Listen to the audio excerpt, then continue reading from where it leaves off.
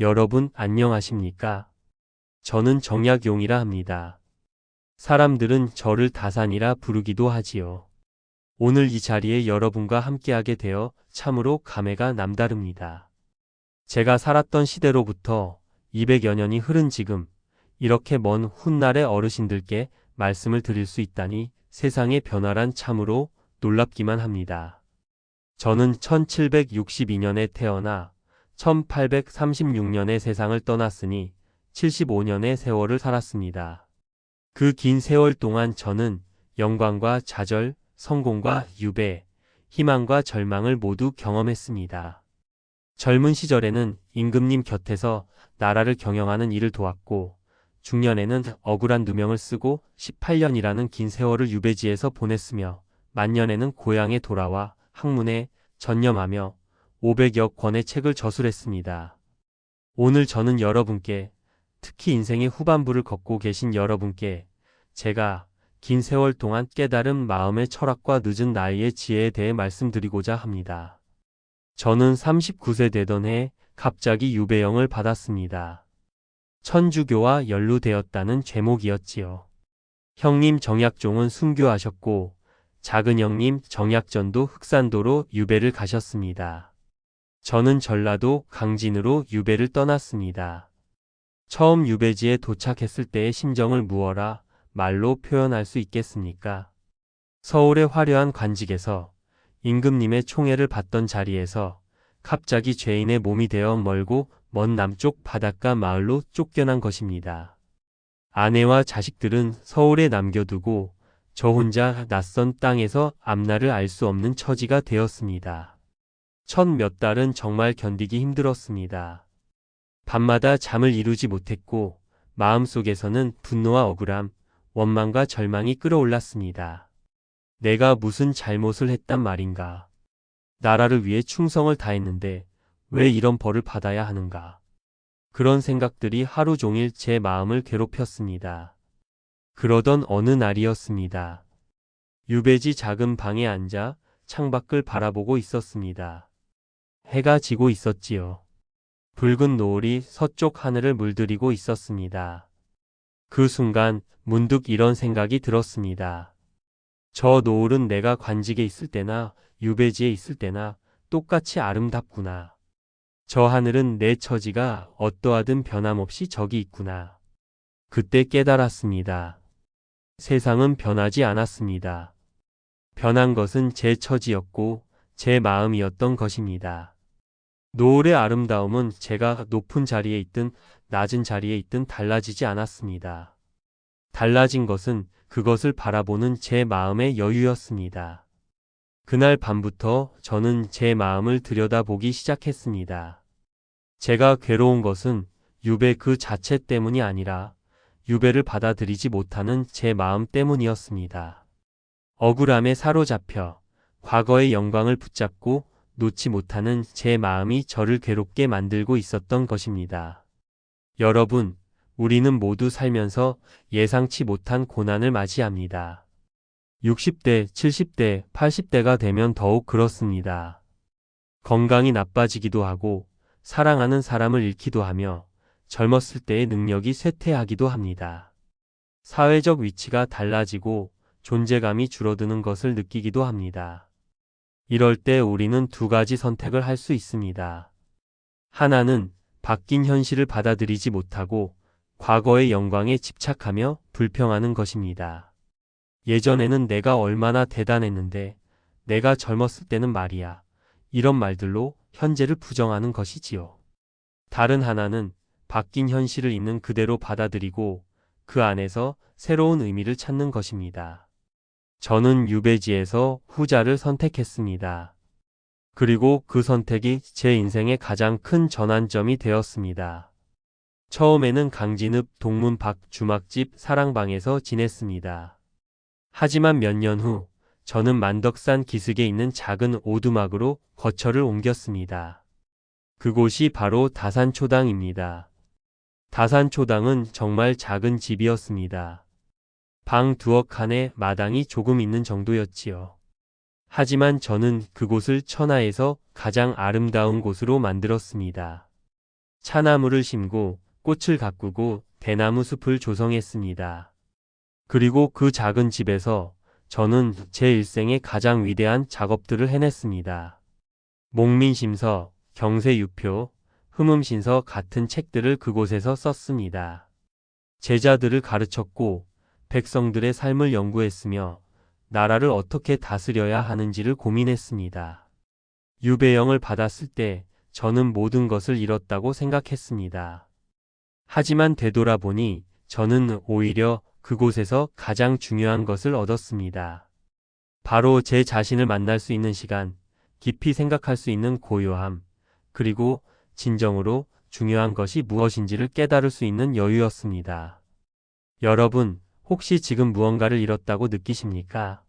젊음을, 지위를, 건강을, 혹은 사랑하는 사람을 잃었다고 생각하십니까? 제가 감히 말씀드리건대 잃어버림은 때로 가장 큰 어둠의 시작입니다. 우리가 무언가를 잃었을 때 비로소 우리는 진정으로 중요한 것이 무엇인지를 깨닫게 됩니다. 가득 찬 손은 새로운 것을 잡을 수 없지만 빈 손은 세상의 모든 것을 받아들일 수 있습니다. 유배지에서 저는 많은 시간을 경전을 읽고 해석하는 데 보냈습니다. 특히 논어, 맹자, 중용, 대학 같은 유교 경전들을 깊이 연구했습니다. 그 과정에서 저는 당시 주류 학자들과는 다른 생각을 갖게 되었습니다. 특히 인간의 본성, 즉 성에 대한 이해가 달랐습니다. 당시 대부분의 학자들은 주자학을 따랐습니다. 주자학에서는 사람의 본성은 본래 선하다고 말합니다. 맹자의 성선설을 계승한 것이지요. 그런데 저는 이 생각에 의문을 품었습니다. 만약 사람의 본성이 본래 선하다면 왜 악한 일이 생기는 것일까요? 왜 우리는 끊임없이 마음을 다스려야 하는 것일까요? 저는 오랜 고민 끝에 이런 결론에 도달했습니다. 사람의 본성, 즉 성은 선하지도 악하지도 않습니다. 성은 선이나 악으로 나아갈 수 있는 가능성입니다. 마치 씨앗과 같은 것이지요. 씨앗은 본래 나무도 아니고 열매도 아닙니다. 하지만 씨앗은 나무가 될 수 있고 열매를 맺을 수 있습니다. 그렇다면 무엇이 우리를 선하게 만들거나 악하게 만드는 것일까요? 바로 정, 즉 우리의 감정과 마음의 움직임입니다. 우리의 마음은 끊임없이 움직입니다. 기쁨, 슬픔, 분노, 두려움, 사랑, 미움 같은 감정들이 하루에도 수십 번, 수백 번 일어납니다. 이런 감정들이 일어날 때 우리가 어떻게 대응하느냐에 따라 선한 사람이 되기도 하고 악한 사람이 되기도 합니다. 여러분 60대, 70대가 되면 이미 인생의 대부분을 살아오셨습니다. 그동안 셀 수 없이 많은 감정을 경험하셨을 것입니다. 기쁜 일도 있었고 슬픈 일도 있었겠지요. 화가 난 일도 있었고 두려웠던 순간도 있었을 것입니다. 그런데 되돌아보면 우리 인생의 많은 문제들이 감정을 제대로 다스리지 못해서 생긴 것이 아닙니까? 화가 났을 때 참지 못하고 화를 냈다가 관계가 깨진 경험, 두려워서 시도하지 못했다가 기회를 놓친 경험, 욕심을 절제하지 못해서 잘못된 선택을 한 경험. 이런 것들이 우리 모두에게 있습니다. 저 또한 마찬가지였습니다. 유배 초기에 저는 분노와 원망에 사로잡혔습니다. 저 사람들이 나를 모함했다. 세상이 불공평하다. 하늘이 부당하다는 생각으로 가득했습니다. 그런데 그런 감정들이 저에게 무엇을 가져다 주었습니까? 아무것도 가져다 주지 않았습니다. 오히려 제 마음을 더욱 괴롭게 만들고 제 몸을 병들게 만들고 제 시간을 낭비하게 만들었을 뿐입니다. 그래서 저는 마음 공부를 시작했습니다. 감정이 일어날 때마다 그것을 관찰했습니다. 아, 지금 내 마음에 분노가 일어나는구나. 아, 지금 내 마음에 집착이 일어나는구나. 아, 지금 내 마음에 두려움이 일어나는구나. 이렇게 감정을 관찰하면 신기한 일이 벌어집니다. 감정에 휩쓸리지 않게 되는 것입니다. 감정이 일어나는 것은 막을 수 없습니다. 그것은 자연스러운 현상입니다. 하지만 감정이 일어났을 때 그것을 알아차리고 관찰하면 감정이 나를 지배하지 못하게 됩니다. 저는 이것을 신독이라고 불렀습니다. 홀로 있을 때를 삼가는 것, 즉 아무도 보지 않을 때에도 자신의 마음을 살피는 것입니다. 여러분께 한 가지 수행법을 말씀드리겠습니다. 하루에 한 번 조용한 시간을 가지십시오. 아침에 일어나자마자 10분이든 저녁에 잠들기 전 10분이든 좋습니다. 그 시간에 조용히 앉아서 자신의 마음을 들여다보십시오. 오늘 내 마음에 어떤 감정들이 일어났는가? 그 감정들에 나는 어떻게 반응했는가? 잘 대응한 것은 무엇이고 아쉬운 것은 무엇인가? 이렇게 매일 자신의 마음을 돌아보다 보면 점점 마음이 평온해지는 것을 느낄 수 있습니다. 같은 상황이 와도 예전처럼 요동치지 않게 됩니다. 감정의 파도가 잔잔해집니다. 그리고 한 가지 더 중요한 것이 있습니다. 바로 경입니다. 공경할 경 자입니다. 경이란 무엇일까요? 주의 깊게 정성스럽게 온 마음을 다하는 것입니다. 우리가 무엇을 할 때든 온 마음을 다해서 하는 것입니다. 밥을 먹을 때는 밥을 먹는 것에 온 마음을 다하고, 차를 마실 때는 차를 마시는 것에 온 마음을 다하고, 사람을 만날 때는 그 사람을 만나는 것에 온 마음을 다하는 것입니다. 요즘 말로 하면 마음 챙김이라고 할 수 있겠습니다. 지금 이 순간에 온전히 머무는 것이지요. 저는 유배지에서 이것을 실천했습니다. 차를 마실 때는 차에만 집중했습니다. 차의 향, 차의 맛, 차의 온기를 온전히 느꼈습니다. 글을 쓸 때는 글에만 집중했습니다. 한 글자 한 글자의 정성을 다했습니다. 그렇게 하다 보니 평범한 일상이 특별해졌습니다. 매일 마시는 차 한 잔이 특별한 의식이 되었고, 매일 쓰는 글이 수행이 되었습니다. 여러분, 나이가 들면 할 수 있는 일이 줄어든다고 생각하십니까? 저는 그렇게 생각하지 않습니다. 오히려 나이가 들수록 우리는 더 깊이 있게 살 수 있습니다.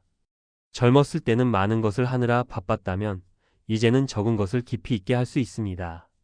젊었을 때는 넓게 살았다면 이제는 깊게 살 수 있습니다. 저는 학자였습니다. 하지만 저는 책상 앞에만 앉아있는 학자가 되고 싶지 않았습니다. 제가 추구한 것은 실학, 즉 실제로 쓸모있는 학문이었습니다. 당시 많은 학자들은 공허한 이론 논쟁에만 몰두했습니다. 인간의 본성은 무엇인가? 이와 기의 관계는 어떠한가? 같은 추상적인 문제들을 놓고 평생을 논쟁했습니다. 물론 그런 문제들도 중요합니다. 하지만 그 앞에서 백성들은 굶주리고 있었습니다. 탐관 오리들이 백성을 수탈하고 있었습니다. 억울한 옥사가 끊이지 않았습니다. 저는 생각했습니다. 학문이란 무엇을 위한 것인가? 학자란 무엇을 해야 하는 사람인가? 그래서 저는 실제로 도움이 되는 학문을 하기로 결심했습니다. 목민심서는 지방관이 백성을 어떻게 다스려야 하는지를 다룬 책입니다. 지방관의 임무, 인사관리, 세금 징수, 재판, 농업 장려 등 목민관이 해야 할 모든 일을 구체적으로 설명했습니다. 경세유표는 나라를 어떻게 경영해야 하는지를 다룬 책입니다.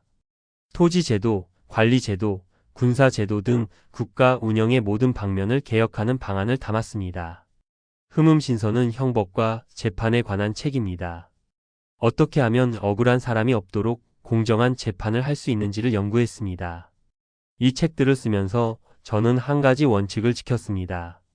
바로 현실에 기초한 구체적인 해법을 제시한다는 것이었습니다. 예를 들어 토지 제도를 개혁하자고 주장할 때도 저는 단지 토지를 공평하게 나누어야 한다는 추상적인 원칙만 말하지 않았습니다. 구체적으로 어떤 방식으로 토지를 측량하고 어떤 기준으로 분배하며 어떻게 관리할 것인지를 자세히 설명했습니다. 여러분, 이것이 제가 말씀드리고 싶은 늦은 나이의 지혜입니다. 나이가 들수록 우리는 공허한 이상이나 추상적인 원칙보다는 실제로 작동하는 구체적인 방법들의 가치를 알게 됩니다. 젊었을 때는 큰 포부를 품고 세상을 바꾸겠다고 말합니다. 물론 그것도 중요합니다. 하지만 나이가 들면 깨닫습니다. 세상을 바꾸는 것은 거창한 구호가 아니라 작고 구체적인 실천들의 축적이라는 것을요. 제가 유배지에서 한 일들을 말씀드리겠습니다. 저는 강진의 백성들에게 농사 짓는 법을 가르쳤습니다.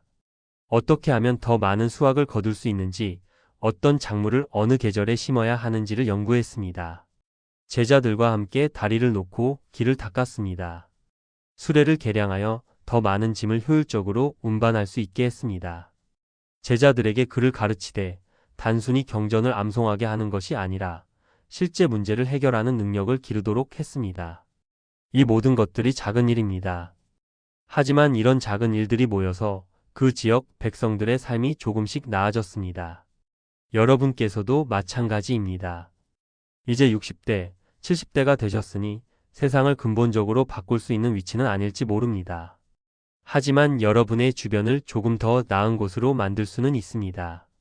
가족들에게 따뜻한 말 한마디 건네는 것, 이웃에게 작은 도움을 주는 것, 젊은이들에게 삶의 지혜를 전해주는 것. 이런 작은 일들이 모여서 세상을 조금씩 바꿉니다. 저는 목민심서를 쓰면서 이런 말을 했습니다. 목민과는 백성의 부모이다. 부모가 자식을 사랑하듯 목민과는 백성을 사랑해야 한다. 이 말을 조금 바꿔서 여러분께 드리고 싶습니다. 어른은 세상의 부모이다. 부모가 자식을 사랑하듯 어른은 세상을 사랑해야 한다. 여러분은 이제 인생의 선배입니다. 젊은이들보다 더 많은 경험을 쌓았고 더 많은 시행착오를 겪었으며 더 많은 것을 배웠습니다. 그 경험과 지혜를 세상과 나누십시오. 거창한 강연을 할 필요는 없습니다. 손자, 손녀에게 인생 이야기를 들려주는 것으로 충분합니다. 이웃 젊은이에게 조언 한마디 해주는 것으로 충분합니다. 제가 유배지에서 제자들을 가르칠 수 있었던 것은 큰 복이었습니다. 그들 중에는 훗날 훌륭한 학자가 되고 관리가 된 사람들이 많습니다. 제가 그들에게 전해준 것은 단순한 지식이 아니었습니다. 삶을 대하는 태도, 학문하는 방법, 세상을 보는 눈이었습니다. 여러분도 주변에 누군가에게 그런 스승이 될 수 있습니다. 또 한 가지 말씀드리고 싶은 것은 정리의 중요성입니다. 저는 유배지에서 500여 권의 책을 썼습니다. 그 많은 책을 쓸 수 있었던 것은 제가 평생 공부한 것들을 정리했기 때문입니다. 젊었을 때는 이것저것 많이 배우고 경험합니다.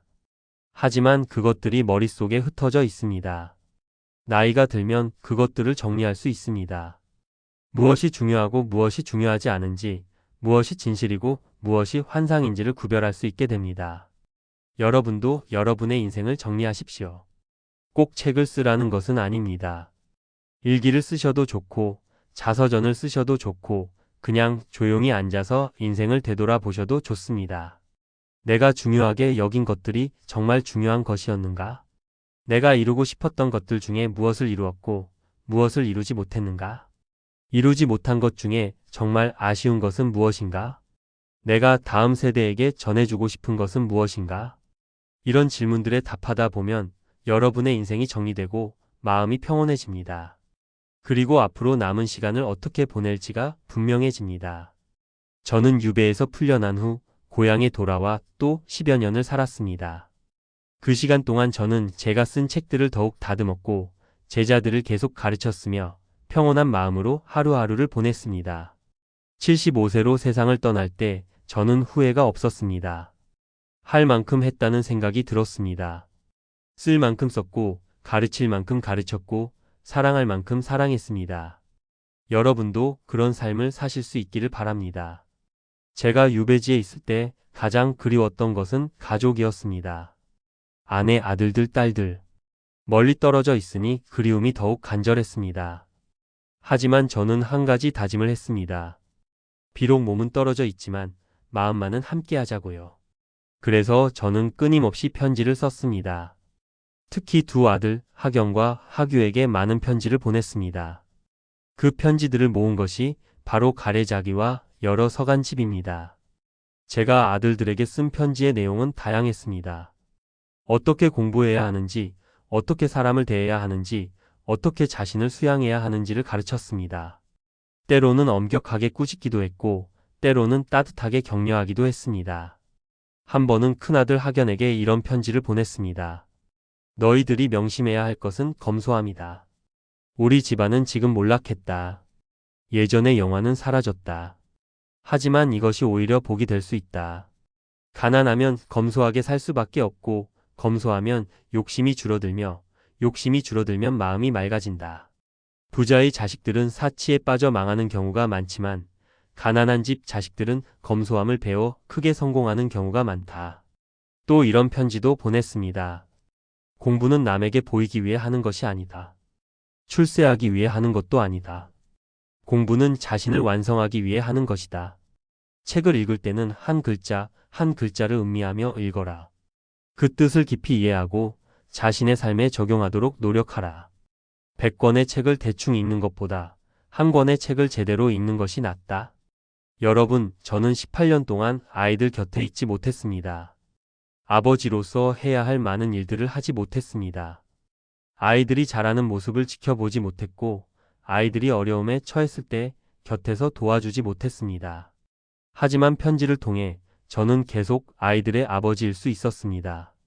비록 멀리 떨어져 있어도 제 마음과 제 가르침을 전할 수 있었습니다.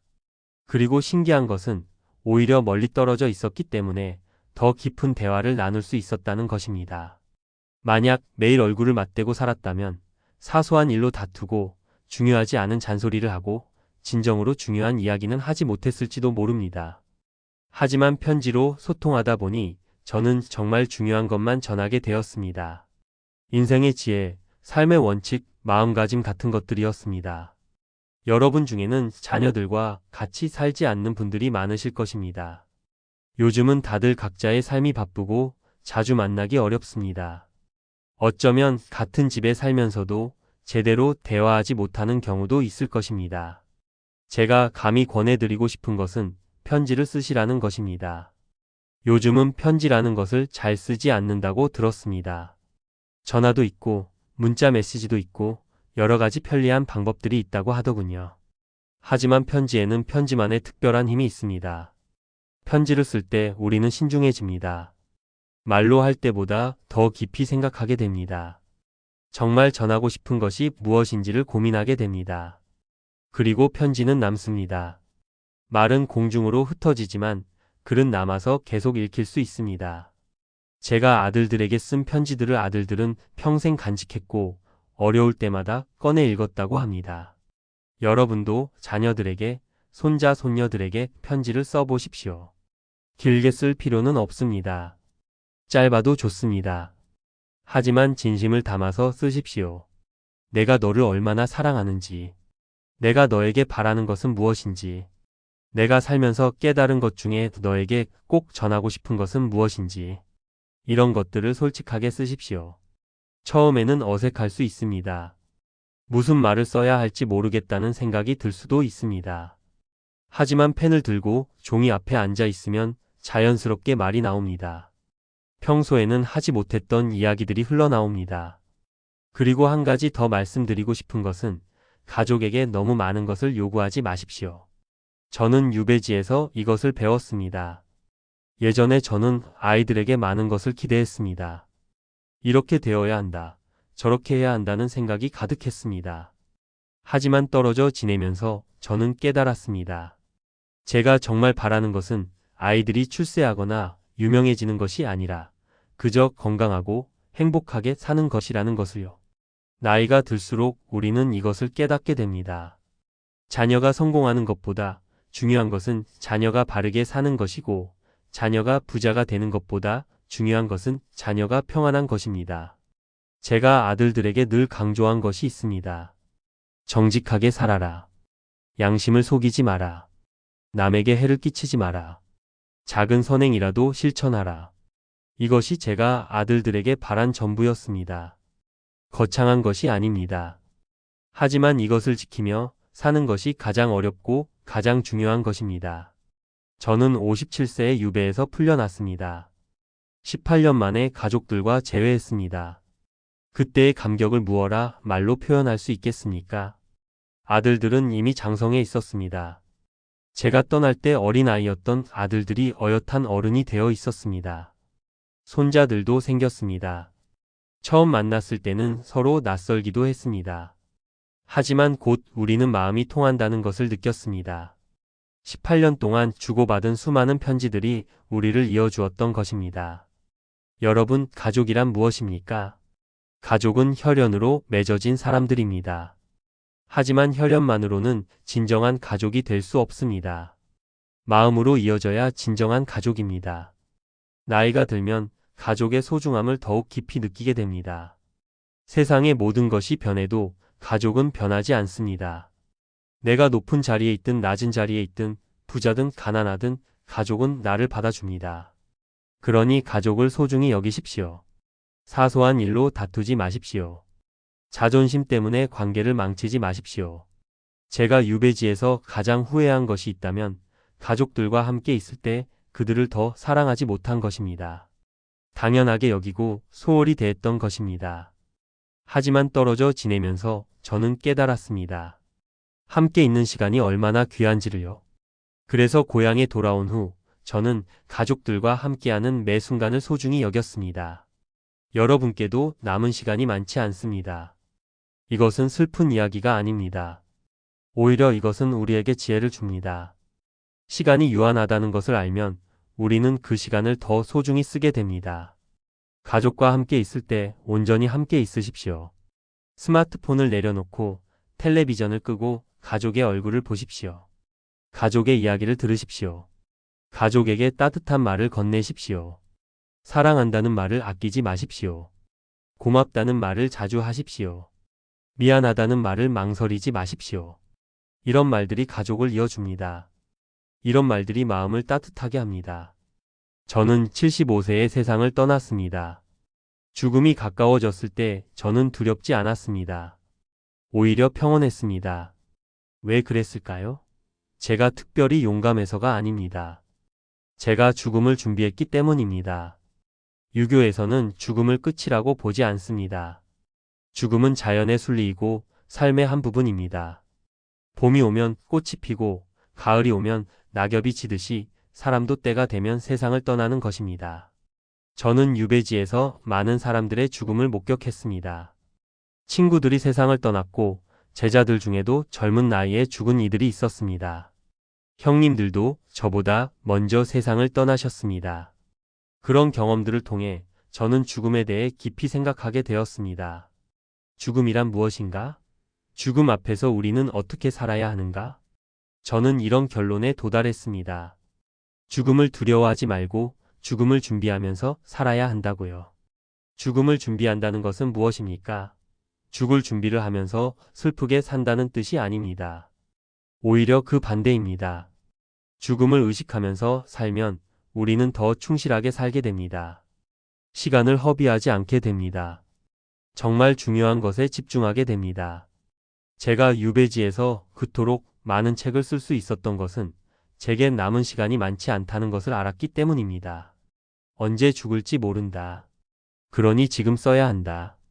오늘 쓸 수 있는 것을 내일로 미루지 말아야 한다. 이런 생각으로 매일을 살았습니다. 여러분은 지금 60대, 70대 혹은 80대입니다. 솔직히 말씀드려서 앞으로 살 날보다 지나온 날이 더 많습니다. 이것은 슬픈 사실이 아닙니다. 이것은 우리에게 지혜를 주는 사실입니다. 남은 시간이 제한되어 있다는 것을 아는 사람은 그 시간을 더 소중히 씁니다. 그렇다면 우리는 남은 시간을 어떻게 써야 할까요? 첫째, 정리하십시오. 앞에서도 말씀드렸지만 인생을 정리하는 것이 중요합니다.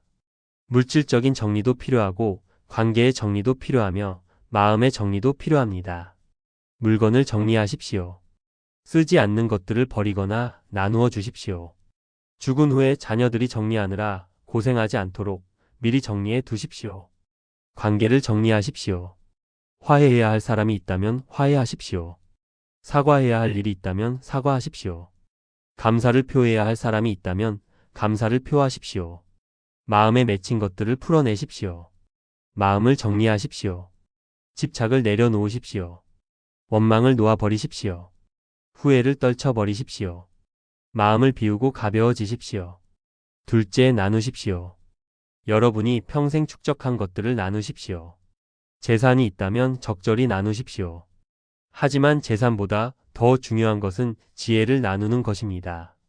여러분이 살면서 배운 것들, 겪은 것들, 깨달은 것들을 다음 세대에게 전해주십시오. 이것이야말로 가장 귀한 유산입니다. 저는 제 책들을 후세에 남겼습니다. 그 책들이 제가 죽은 후에도 많은 사람들에게 읽혀지고 도움이 되기를 바랐습니다. 실제로 그렇게 되었습니다. 여러분도 여러분만의 방식으로 무언가를 남기십시오. 글이든 말이든 행동이든 여러분의 흔적을 남기십시오. 셋째, 감사하십시오. 인생의 마지막에는 감사함이 있어야 합니다. 저는 제 인생을 돌아볼 때 감사한 것들이 참으로 많습니다. 좋은 부모님 밑에서 태어난 것, 훌륭한 스승들을 만난 것, 충실한 친구들이 있었던 것, 사랑하는 가족이 있었던 것. 비록 유배라는 큰 고난을 겪었지만 그 고난 덕분에 더 깊은 학문을 할 수 있었고 더 성숙한 사람이 될 수 있었습니다. 여러분도 감사할 것들을 찾아보십시오. 건강이 좋지 않다고요? 하지만 아직 살아 계시지 않습니까? 숨을 쉬고 있고 생각할 수 있고 사랑할 수 있습니다. 이것만으로도 감사한 일입니다. 경제적으로 어렵다고요? 하지만 오늘 굶지는 않으셨지요. 잠잘 곳이 있고 입을 옷이 있습니다. 세상에는 이것조차 없는 사람들이 많습니다. 외롭다고요? 하지만 여러분을 생각하는 사람이 적어도 한 명은 있을 것입니다. 가족이든 친구든 이웃이든 그 한 사람을 위해서라도 감사하십시오. 감사하는 마음으로 살면 죽음이 두렵지 않습니다. 내가 충분히 받았고 충분히 살았다는 생각이 들면 떠나는 것이 자연스럽게 느껴집니다. 저는 죽기 며칠 전 제자들을 불러 모았습니다. 그리고 이렇게 말했습니다. 나는 이제 떠난다. 하지만 슬퍼하지 마라. 나는 할 일을 다 했다. 쓸 책을 썼고 가르칠 것을 가르쳤으며 사랑할 사람들을 사랑했다. 이제는 편안히 쉴 때가 되었다. 제자들은 울었지만 저는 평온했습니다. 저는 정말로 할 일을 다 했다고 느꼈습니다. 여러분도 그런 마음으로 살아가십시오. 매일매일을 마지막 날처럼, 그러나 오래 살 것처럼 사십시오. 마지막 날처럼 산다는 것은 오늘 해야 할 일을 미루지 않고 사랑하는 사람에게 사랑한다고 말하며 중요한 것을 소중히 여긴다는 뜻입니다. 오래 살 것처럼 산다는 것은 건강을 돌보고 배움을 계속하며 미래를 준비한다는 뜻입니다. 이 두 가지를 함께 실천하면 우리는 후회 없는 삶을 살 수 있습니다. 여러분, 제가 마지막으로 말씀드리고 싶은 것은 늦은 나이가 사실은 축복이라는 것입니다.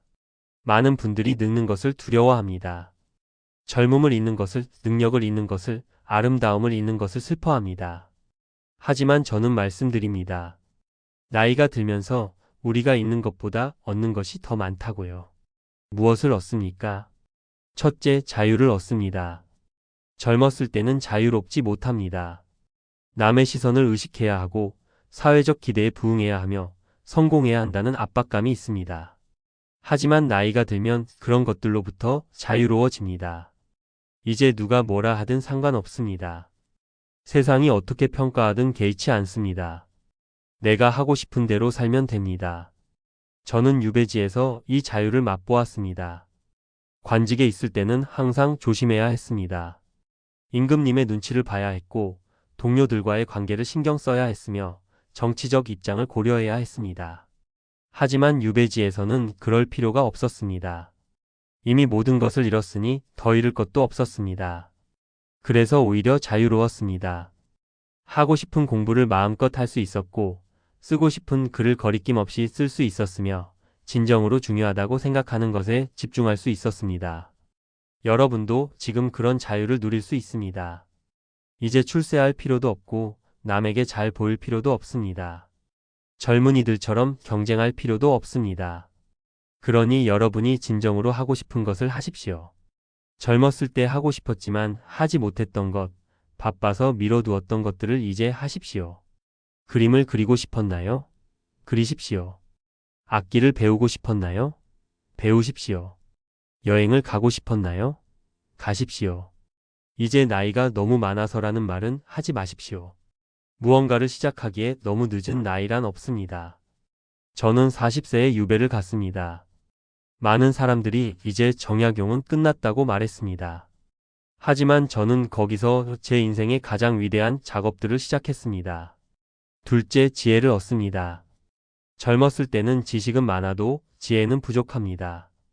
경험이 없기 때문입니다. 하지만 나이가 들면 경험이 쌓이고 그 경험에서 지혜가 나옵니다.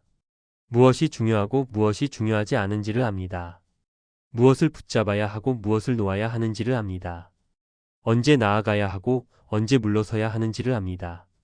이런 지혜는 책에서 배울 수 없습니다. 오직 삶을 통해서만 배울 수 있습니다.